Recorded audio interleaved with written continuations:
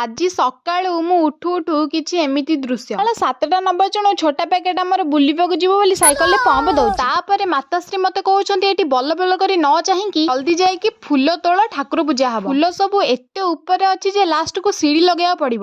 ଫୁଲ ତୋଳିବା ଭିତରେ ତଳେ ପଡି ମୁଣ୍ଡଟା ଟିକେ ମାଡା ହେଇଯାଇଛି। ତାପରେ ମାତାଶ୍ରୀ ଆସି କହୁଛନ୍ତି ପାଗଳ ହବୁ, ପଛରେ ଆ ବହେ ଠୁସି ଦେ। ତାପରେ ଛୋଟା ପ୍ୟାକେଟ ଚିକେନ ଖାଇବ ବୋଲି ଜିଦି କଲା ବୋଲି ଦାଦା ତାକୁ ନେଇକି ଚିକେନ ଆଣିବାକୁ ଗଲେ। ଚିକେନ ଖାଇବେ ବୋଲି ମତେ ହେଲ୍ପର ବନେଇ ଦେଇଛନ୍ତି। ପର୍ଯ୍ୟନ୍ତ ମସଲା କଷା ହେଇନି, କିନ୍ତୁ ଛୋଟା ପ୍ୟାକେଟର ମୋର ଚିକେନ କଷା ଖାଇ ବୋଲି ବିଲେଇ ଭଳିଆ ଜଗିକି ବସିଛୁ। କିଛି ସମୟ ପରେ ଆମ ଦୁଃଖକୁ ବୁଝି ମାତାଶ୍ରୀ 2-4 ଖଣ୍ଡ ଚିକେନ କଷା ଆମକୁ ଦେଇ ଦେଇଥିଲେ। ସମସ୍ତଙ୍କ ଠାରୁ ଲୁଚେଇକି ମୁଁ ଏକା ଚିକେନ ଭିଡିଲା ବେଳେ କେଜାଣି ସେନାବାହିନୀ ପଲ ଥିଲେ ଆସିକି ଟପକି ପଡିଲେ। ହାଁ ହେଇକି ମୋର ସବୁ ଚିକେନ ଖାଇନେଲେ। ତାପରେ ମୁଁ ଧନିଆ ପତ୍ର ଆଣି ଆସିଲା ବେଳକୁ ଛୋଟା ପ୍ୟାକେଟକୁ ଫୋନ ଦେଖିବାକୁ ଦେଲେନି ବୋଲି ସେଠି ରୁଷିକି ବସିଛି। ତାପରେ ମାତାଶ୍ରୀ କହୁଛନ୍ତି ଦାନ୍ତ ଦେଖିବୁ ପଛରେ, ଜଲ୍ଦି ଯାଇକି ପତ୍ର କାଟିକି ଆଣ। ଆମେ ସବୁ ଖାଇବାକୁ ଏମିତି ପତ୍ର ନ ଧୋଇକି ବି ଗିଳିବାକୁ ବସି ପଡୁଛନ୍ତି।